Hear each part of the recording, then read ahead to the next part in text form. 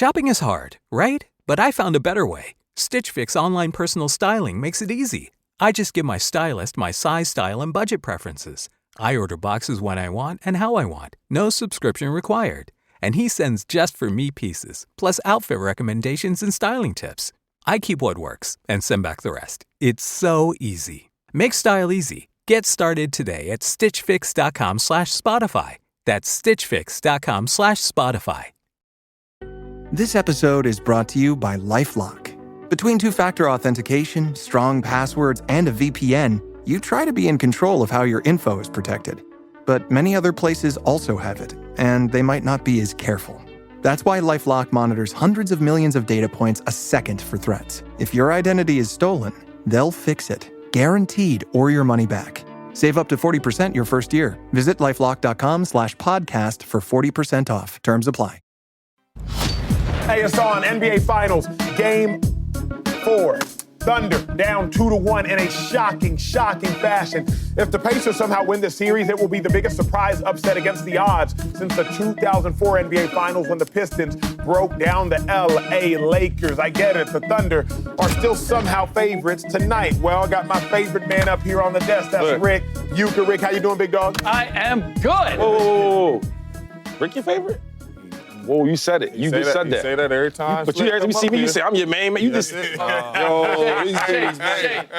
Shade, basketball segment. Listen, he said, Slick Rick is here, my favorite. I just, when he called my line, I'm his favorite, but I guess. There was an implicit basketball. Exactly. It was implied. I understood I'm going to tell you what it is. He like them GMs. He lying to you. That's crazy. That's cool. Oh, man. Well, if y'all are unfamiliar, Slick Rick, one of the most bright minds in all of basketball, so a privilege to have him here. Rick, answer this. Tonight, must-win game for Oklahoma City. No. Wednesday was. Oh, okay. Now, I know, look, there can be a strong case made for why, yes, this is must-win, and that the Oklahoma City Thunder still have the ability to win this series, right? Because they've been in this situation before. They've been down 2-1 facing another road game against the Denver Nuggets and won Game 4 and then won the series. But I would make the case that this is a different situation, that they needed to win Game 3 because they needed to send the message that we are the superior team. And the Denver Nuggets series was different. It wasn't Rick Carlisle, who's been to the playoffs 16 times and has already taken an underdog team to a championship. It was David Adelman, who got the job a couple days before the playoffs started. The Denver Nuggets didn't have a Benedict Mathurin and the bench that the Indiana Pacers have coming off the bench. They had 36-year-old Russell Westbrook, and that was it. And so the dynamics here are just different. Well said. And I keep getting stuck on the Oklahoma City Thunder. The Oklahoma City Thunder needed to demonstrate, you know what? We have answers for all of the things that the Indiana Pacers have posed to us.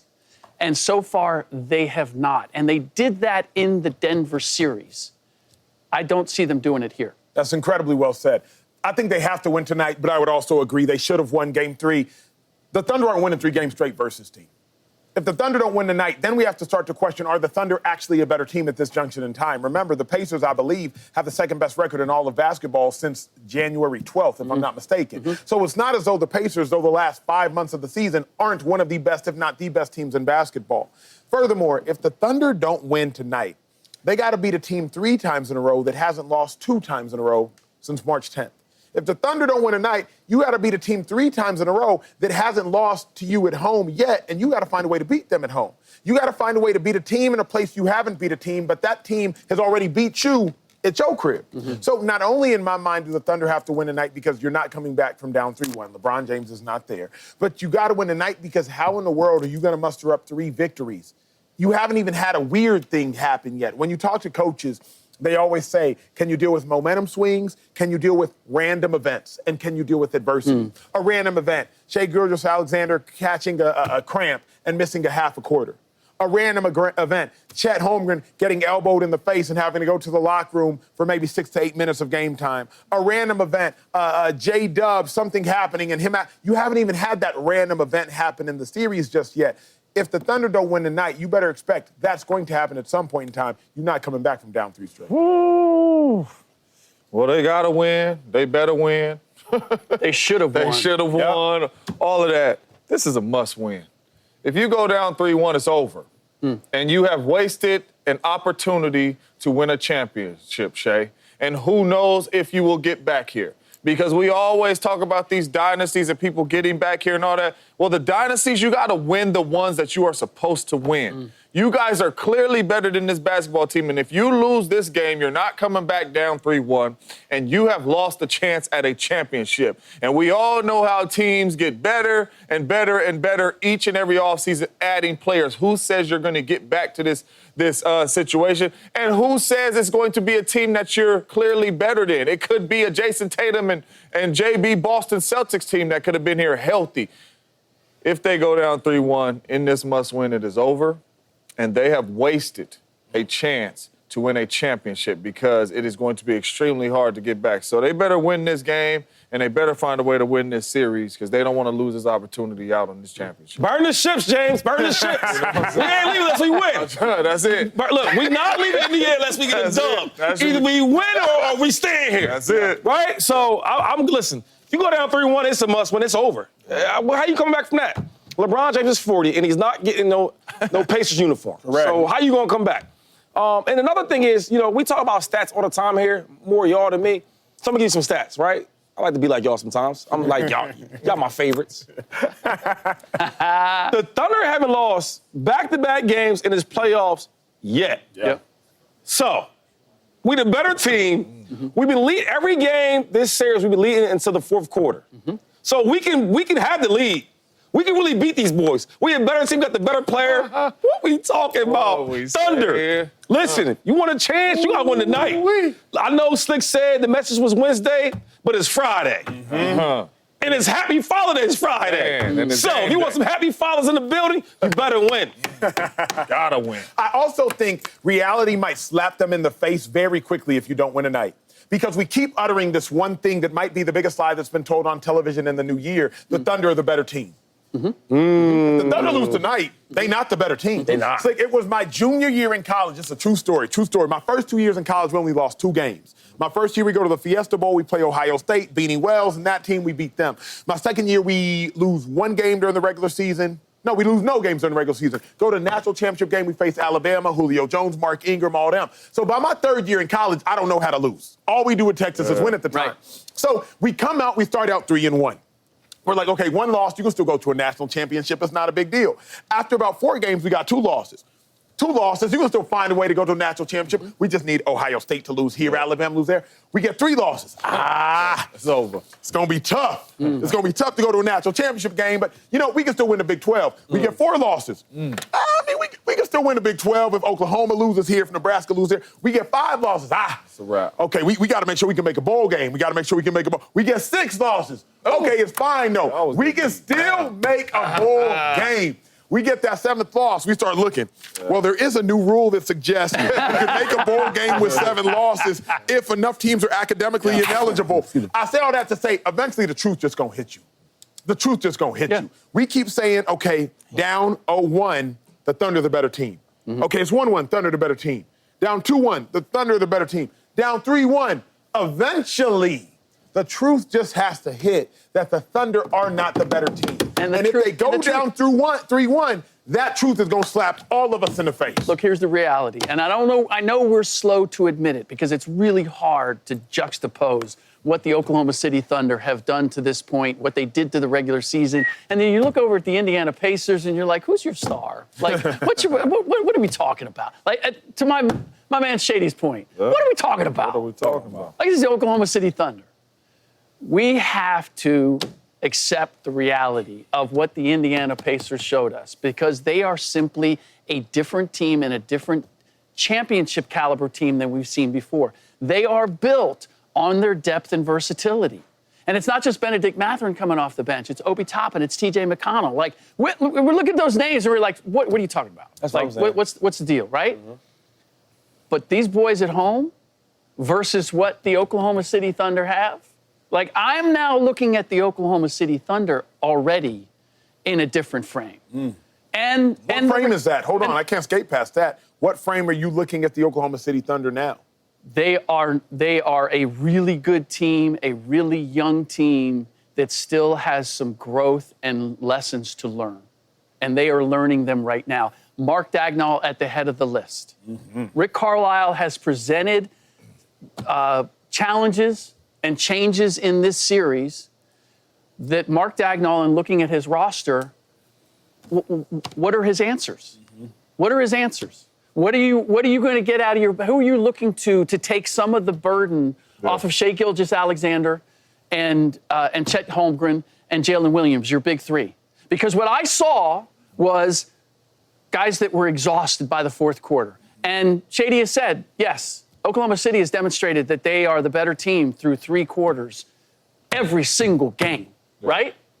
And the Indiana Pacers have demonstrated we are the better team in the fourth quarter every single game. Yeah. And what it tells the Oklahoma City Thunder is, no matter how this game goes through the first 3 quarters, do we have an answer for the Indiana Pacers in the fourth quarter? And to this point, they have not. And with this game being at home and with the way the role players play, man, I have a hard time seeing that the Pacers have not made a statement that the Oklahoma City Thunder don't have an answer for. Great point. As you was talking, I was doing a lot of writing. You said a lot of things there. Yeah. And let me just, as you said all that and I wrote it down as I'm reading it, it sounds like to me, from when you talking and me writing, that you think The Pacers. the Pacers going to win this whole finals, right? Yes. Ooh, and Yes. they said that confident. Yes. I just want to be clear. I just want to be clear. I don't see the Indiana Pacers losing another home game. Oh, you a Denver? I don't see them losing tonight, and I could see Oklahoma City Thunder putting up a fight and getting game 5. All that changed from last game? Yeah. No. My change has been coming. I think I told you after the first 2 games that in spite of everything, the way it looked, that the Indiana Pacers were presenting something that the Oklahoma City Thunder ultimately. Let me ask you Before you ask me, I owe you dinner, right? Yeah. Oh, by the way, yes, Yes, that is the most. yes, sir. Because in of a case game 3 anybody bet, for didn't see clarity. this, can we? Oh, okay. You want to set it? What it would this mean, isn't dry snitching. first and foremost, and perhaps the most important thing, is that if Indiana wins tonight, Shady owes me and my homie dinner. That's what that would be the most important. And my homie would probably be my son, Matt, who has a linebacker's appetite. So we're going to get that done. By the way, Matt's already making suggestions as to where we want to go. Bring your appetite, real quick. Can we do an additional dinner? Because you talking heavy. He's talking heavy. I want this real quick. We don't have to make it a big deal. We don't got to put on that. Can we another dinner? Let's have this dinner first. Okay. Smart man, it's smart better. You know what I'm saying? He be helping out Hey, your look, lot. I don't want to have Get all that people to Shady. chest. He be Shady. helping out your lot. OKC don't have nothing Hey, on all that. Shady. All that big Willie Denzel talk Shady. to not bet it. No. I ain't tripping. Understand. I'm John Q. Public right now. Because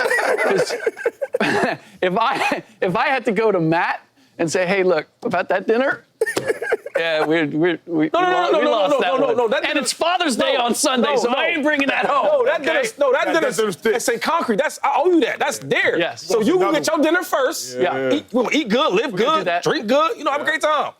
But I'm sitting. Oh, there he is. Oh, there he is. In many conversations. Okay, baby. Man. Slick, you should Rick. Slick, you should have waited to see his appetite. Because I'm bringing the Hey, just to be clear, homie, not homies. He don't hear me, my dad yet. My dad can eat. That was phenomenal. Let me get back to this quickly, Slick, because, again, you've been watching this series before it ever happened. You played it out in your head before it happened. So when you change your opinion, that says something to me. You knew how deep the Pacers bench was before this series started. He called it out. You knew what the Thunder's bench was before this series started. So what has occurred in this series that you did not predict before the series that has now made you change your opinion? How dependent the Oklahoma City Thunder bench and subs are on playing off of SGA and Jalen Williams. And how independent. Like, if you would ask me, who do I want, Alex Caruso or TJ McConnell? I would have said going into the series, Alex Caruso. He's more accomplished, right? But Alex Caruso gets his off of SGA and Jalen Williams. And what Rick Carlisle has done is said, we are going to make those guys work for 48 minutes. We are going to grind Jalen Williams and SGA. And if they get there, it's great. But we're going to press them 94 feet. I'm going to go to my bench early. I'm going to play 9 guys. Nobody does that at this stage. Nope. You go with your first 7 and you make a decision. That's essentially what Mark Dagnall has done, right? And you just can't change that recipe once you've gotten here. And Rick Carlisle has done this all year long. So when I see constantly an OKC team that no matter how well they play, and SGA has played well, I can't take anything away from them, and you get to the fourth quarter, and now they can't close the deal, either because they don't have the experience of closing the deal in close games, or because you've just worn them out. Yeah. And meanwhile, Benedict Mathurin doesn't play in the first quarter at all. Doesn't play a minute. And he ends up being your leading scorer? Like, you can look at it and go, this doesn't make any sense. Like, everything that I know about the NBA, and Shady, I appreciate, like, you know your history, right? You're looking at it and going, I've never seen this before. I could say I really haven't either. But I can look at it and go, you know what, but it's working in this case. And so I can't deny that. And when I look at an Oklahoma City Thunder team that is unproven at this level, and meanwhile I have a coach who has demonstrated he can get it done at this level, I have to pay attention to that. Phenomenal. I want to leave more on this bone so we can get back to it later in the show. Hank's the family fixer, always with his tool belt. But living with prostate cancer, he needed help. He asked his doctor about Xtandi and enzalutamide. Xtandi 40 milligram tablets treats men with prostate cancer that has spread to other parts of the body and responds to a medical or surgical treatment to lower testosterone. Xtandi may cause serious side effects: seizure, a brain condition called PRESS, allergic reactions, heart disease that can lead to death, falls and bone fractures, swallowing problems, or choking that can lead to death. Stop Xtandi and get medical help at once if your face, tongue, lip, or throat start swelling. Tell your doctor at once if you faint, have a seizure, quickly worsening headache, decreased alertness, confusion, vision problems, chest pain or discomfort, or shortness of breath. Xtandi can cause harm to an unborn baby or miscarriage. Use birth control during and 3 months after Xtandi. Common side effects include muscle and joint pain, feeling unusually tired, hot flashes, constipation, less appetite, diarrhea, high blood pressure, bleeding, falls, fractures, and headache. Talk to your doctor and visit Xtandi.com.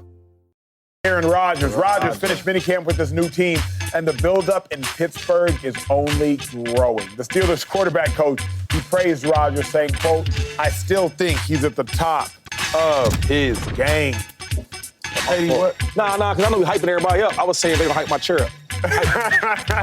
Aaron, he just got there yesterday, and he's the craziest we ever seen. Like, we gotta stop this. Sometimes that's all you need to see. I know. One rep. Hey, look, so they get 7 wins. They get 7 wins. Okay. James, you buying all this hype, big dog? I love it. So read the quote to me again. I still think Rodgers is at the top of his game. What's wrong with that, man? That's not that bad, though. Hey, what's wrong with that? But probably a little more than that. They walked into 12 walked into the building, and they seen him throwing this football with the flick of the wrist. Look at him. You know what I'm saying? Because my dog still can't throw the ball, whatever we want to say about him. And they probably looking like, we ain't never seen nothing like this. That's just the true facts. The quarterbacks that Tomlin had, Big Ben can't throw the ball with Aaron Rodgers. So when you out here and Big Ben can't throw the football. Who got more yards? Who got more yards? Big Ben cannot throw the football with Aaron Rodgers. All right, so it is different when you are seeing this in person with your own 2 hours. But I played with MVP Aaron Rodgers, so I ain't gonna sit here and act like this is the best version of Aaron Rodgers. That's all we wanted. That's you know what I'm saying? You know, but this is the best they have ever seen. Can I say that's actually? That's a good take. Can I say one thing? You know, this is a problem, though, right? That's a good take. Now, Aaron came there, and they're probably right. because I'm not hating. They're probably right. I'm telling But, you, bro, yeah.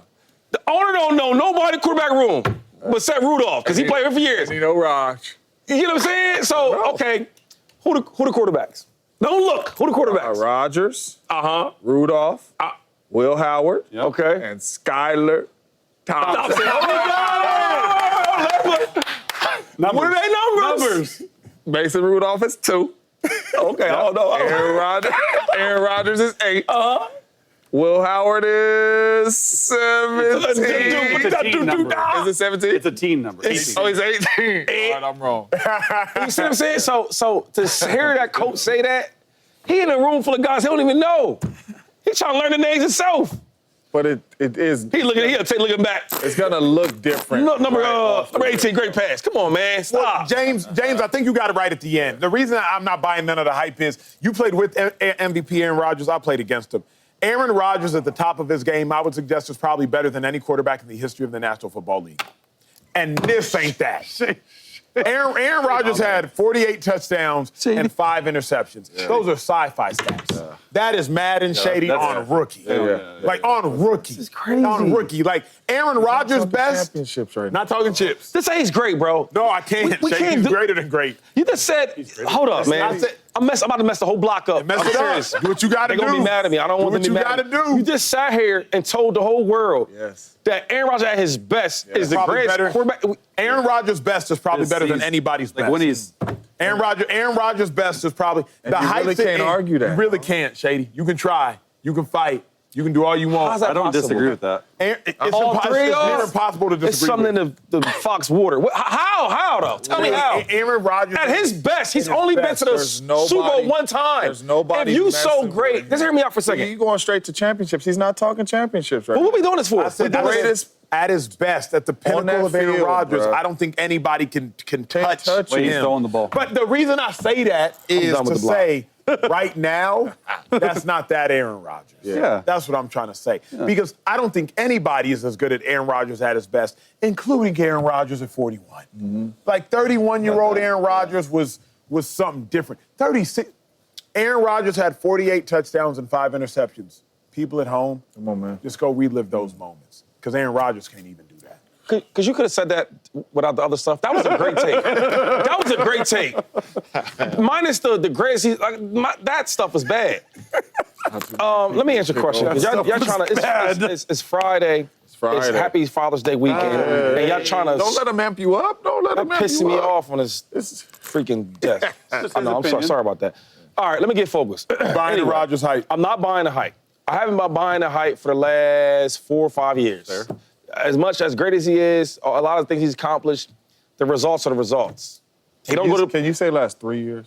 5 years since the last playoff win. I'm just saying, my man hold up, side of the table just told you. Tell him again, Chase. He There's an MVP in there, though. I get it, but 5 years since the last playoff win. That's what he talks about. In 5 years, he's only got one playoff win, James. So when we talk about the hype, I haven't paid or bought any more hype from Aaron Rodgers, right?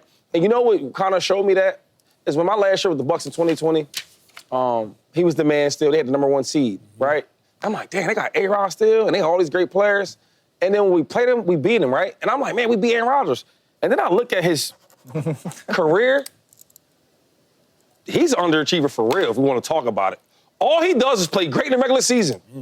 A lot of number 1 seeds, right? You get a break.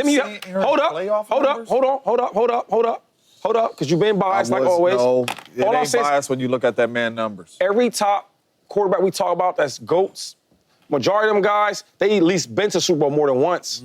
At least seen what it looked like, what it smelled like, huh? Seen what that Super Bowl water tastes like. Would turn into that. So when you talk about buying the hype, I haven't bought it in a long time. Because if you really look at Aaron Rodgers, what is he, 11-10 in the playoffs, something like that?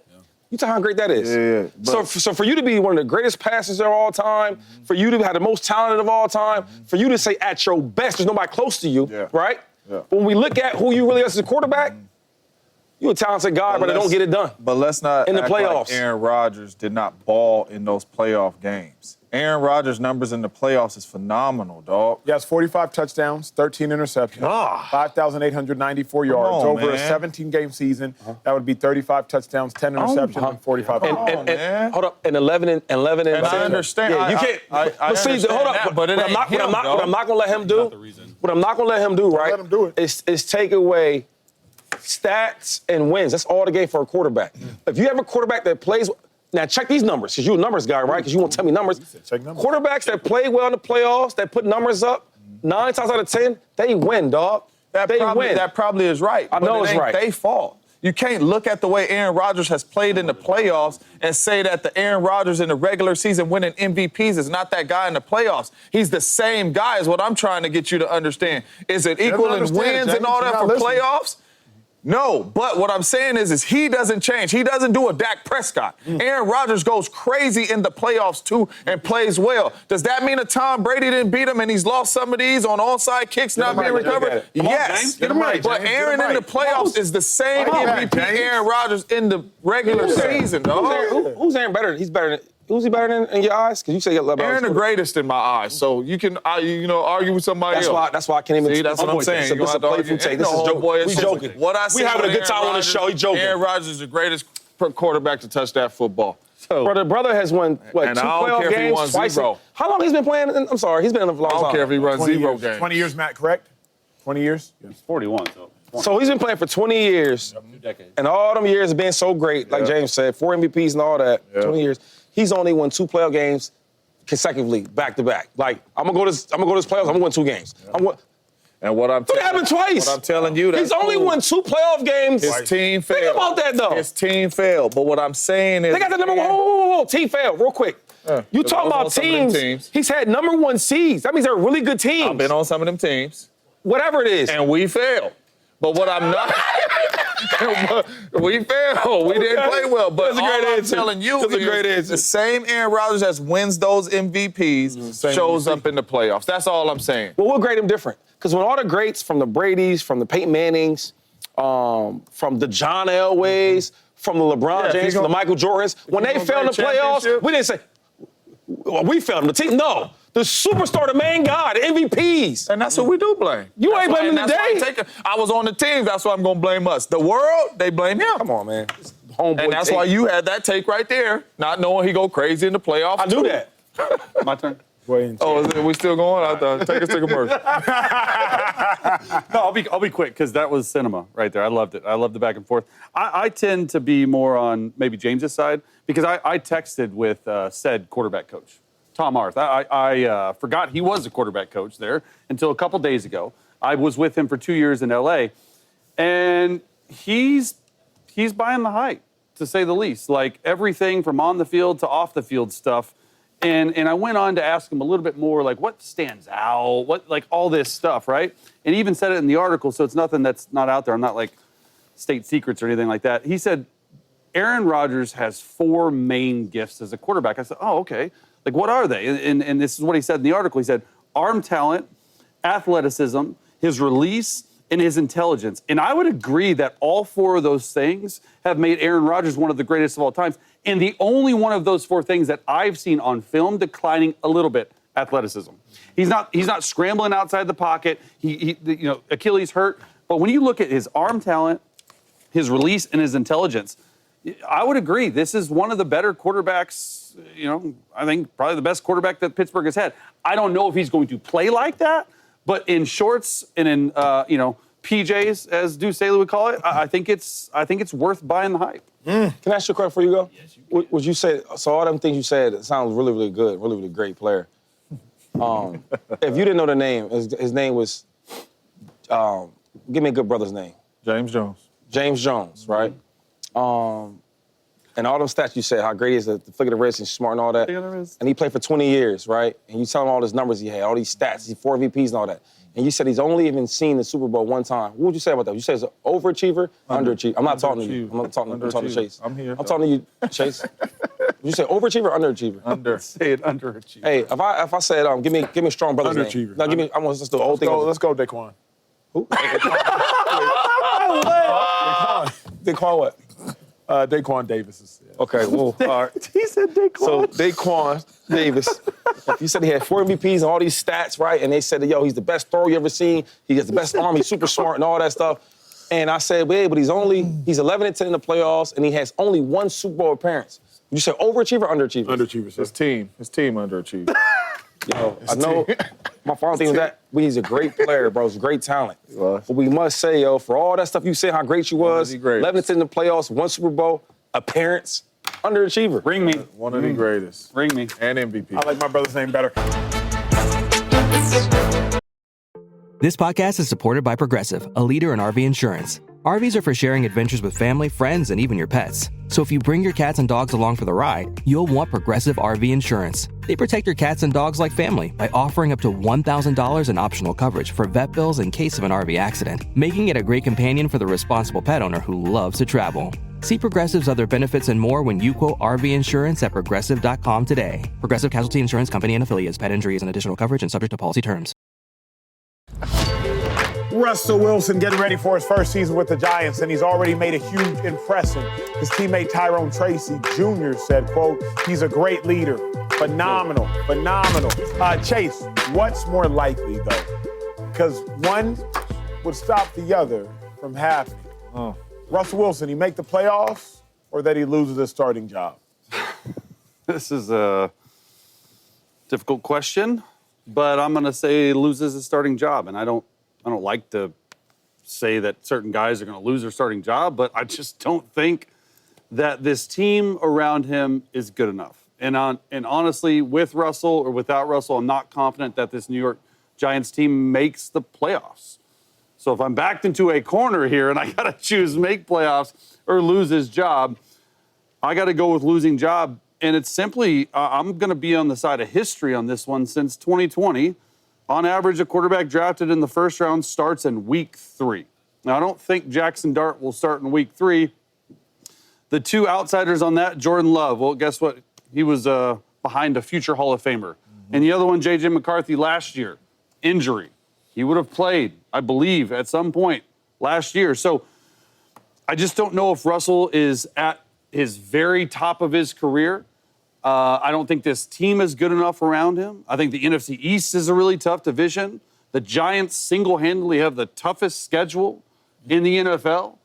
So I hope he doesn't lose his job, but if they don't make the playoffs, and I've said this before, man, I don't see any way he's keeping it. Hey, real quick, the Steelers coaches and some players said that, what, James, about Aaron Rodgers?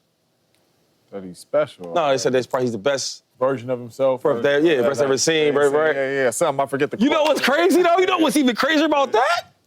A lot of Giant players go say, yo, you the best thing we've ever seen here. And, like, if you look at all the young guys, they've been saying Daniel Jones, they've been saying all the other guys' names that people really don't know, but they don't, you know what I'm saying? So now it's the same thing. So to answer a question, I'm going to say playoffs. Playoffs, James Jones. Explain it. So I think that having a leader, having a future Hall of Famer in the locker room, seeing what that defense did, it's going to be hard to throw that ball against the Giants, for one. Yep. For two is now if you control the defense, you let Russ do his thing with some of his wide receivers, because Malik Neighbors is out there. He's out there somewhere. You know how good he is. Solid running game. They worked on the offensive line this year. I'll just say this, man.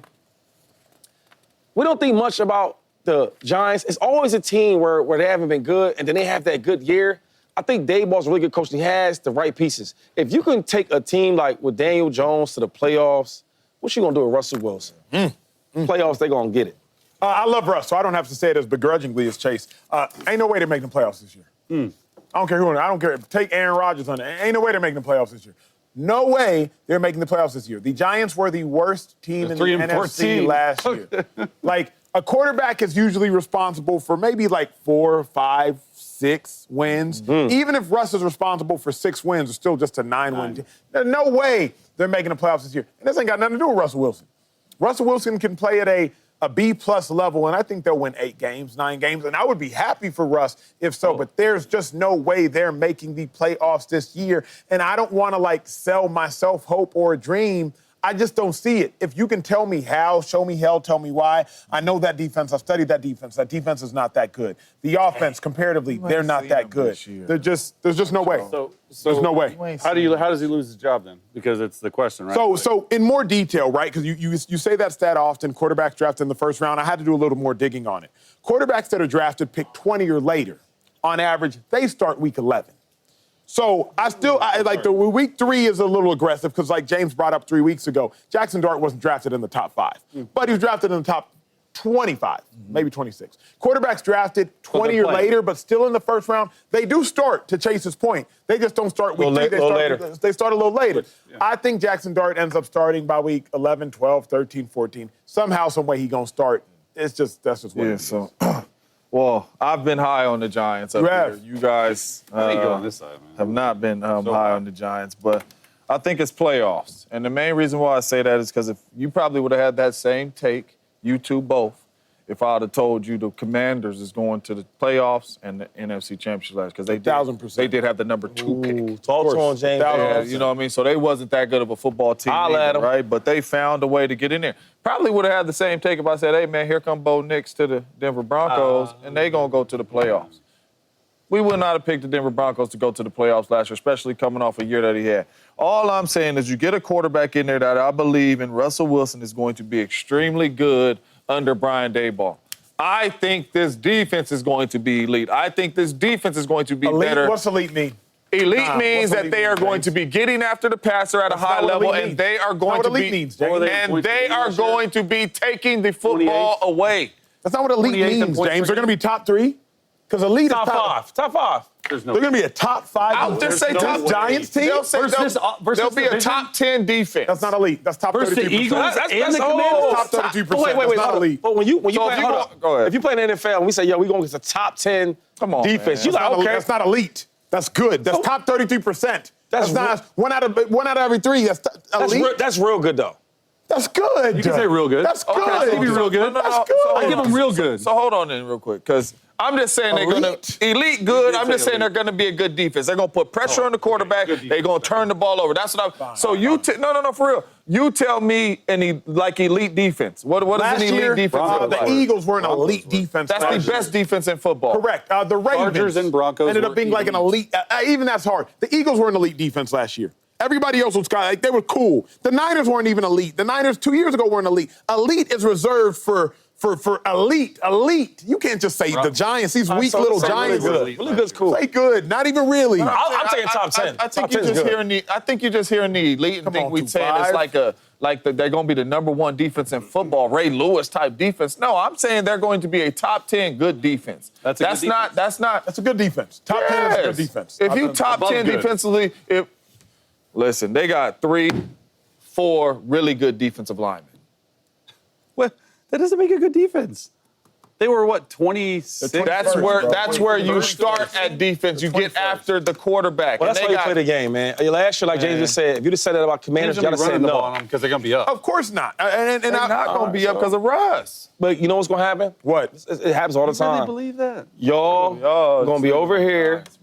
And then before it's over, y'all going to be over here. And it happens with you, too. No. Because you said the Thunder was going to win this whole series, and they might be down 21-12. I'll sit there, Thunder. I bet you'll be on our side by the end of the year. No. I never do. I'm never on y'all side. I always be right. Always be right. Yeah, while y'all laughing, I'll be right. We are. Hey, when we return, it's time to see how right Shady is. We're going back to the Thunder series. Game 4. Okay, McConnell, I see you making it in the pro. Oh, my God. Turner, too. That was 12 minutes of the game. They pissed me so. Cut up. It's like watching Duke. Imagine this. The best pasta sauce you have ever tasted sits abandoned on a plate. Wasted sauce. That is a tragedy. If only you had used Barilla al Bronzo pasta. Its bronze-cut texture holds your sauce and scoops up every last drop. The Italians call that scarpetta. Capture sauce the Italian way. Barilla al Bronzo. Click or tap the banner to find out more. Hey, it's almost time. Game 4, it's a must-win game, many would suggest. Oklahoma City Thunder, we are witnessing what may be the greatest upset in the NBA Finals over the last 20 years. Grab your loved ones, gather around the television, because tonight is the night that history could be solidified. Not yet made, but it will be solidified if indeed the Pacers go up 3-1. A lot of pressure in the NBA Finals in general, but even more pressure when you are supposed to be the champion and you are down 2-1. Rick Bucher, it is Game 4 in Indiana. Who is under the most pressure tonight? Only one answer. Only one.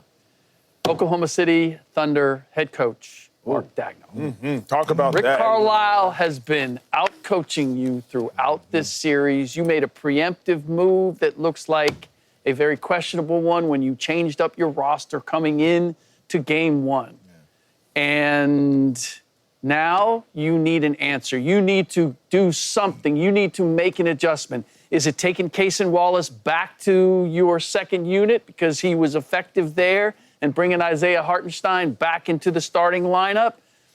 That feels like you're admitting that you made a mistake off the top. So is there some other move that you can make? But he has to make one. He has to do something to give his team the belief that they can change what has happened 2 out of 3 times to them to this point. I don't know exactly what it is, but he's got to do something to at least make them believe psychologically we can have a different outcome. I like to ask you questions. You know what I'm saying? Bring it! You used to be coach. I've coached. Coach Shit, yes, right? yes. You won some games? Yes. You won some championships? Not as a coach. Been to some championships or Yes, as a coach? yes. Actually, we did win a championship. Okay. I take that back. There you go. Coaching, you as a coach? Yep. Was you the reason they won it? James, if you don't get to this goddamn point. I know. Was you the reason they won it? I'm getting sleepy. Was it the reason you won it, or was it your players? I set my team up to win. Oh, okay. They won it. They won it. For the I put them in defense position. team? God dang. I'm saying, to get to that, players win championships.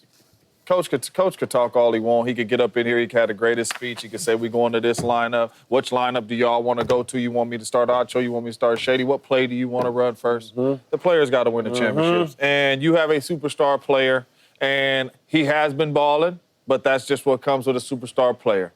More pressure, and it's Shea. He has to come out here, and he has to have one of them dominant games where it's 35-40, and you making everybody around you better. That's what Shea got to do. It's out of the coach's hands, man. This is game 4 of the finals. Whoever he trot out there, whoever he bring off the bench, we know Shea going to be out there. Shea got to deliver tonight. Players win these games. I like that. Players are the ones that really win the championships. Coaches that put you in position. And sometimes coaches might mess up. They might mess up. And they might overthink things. Yeah, overanalyze things. Very true. Cool. You know what makes the difference? The equalizer, as Denzel would say, SGA, the best player. Listen, they got the best player in the league. They got the MVP.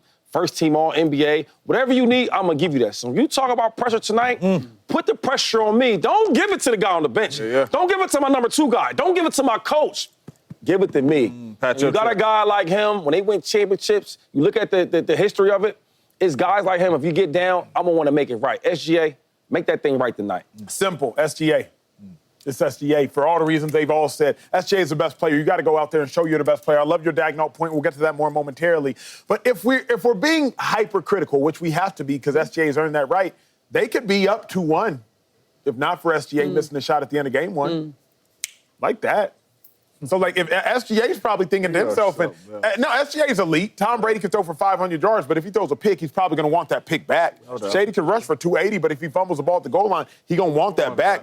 So, SGA, as great as he is, SGA's probably said, dang, if I would have made that elbow jumper, we win that game. SGA probably didn't love what he put on tape when Andrew Nembhard cooked him. We're talking about Nembhard? It wasn't even Halliburton. It wasn't even Siakam. Like, when Nembhard cooked him to hit a tray ball, SGA would want that back. When SGA missed that elbow jumper, he'd want that back. So SGA has, as great as he's been, and I would say as good as he's been, because he hasn't been like next level crazy elite in the first 3 games, but as great as he's been or as good as he's been, he left some meat on that bone. Yeah. He left a little bit of meat on that bone, especially in game 1. So for me, SGA, the difference in being down 2-1 and up 2-1 is an elbow jumper that you missed, or at least getting cooked by Nembhard. To me, SGA, I'm staring at you, Slick. I want more time for you to elaborate either on all our SGA points or on your Dagnall points. No, I can't. I love putting it on your MVP. You're the best player on the floor. Putting it on him.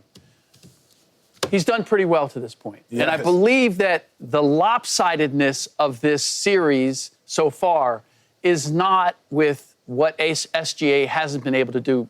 You make a great point. Like, if he wins that battle in game 1, then maybe we're looking at this series a little bit different.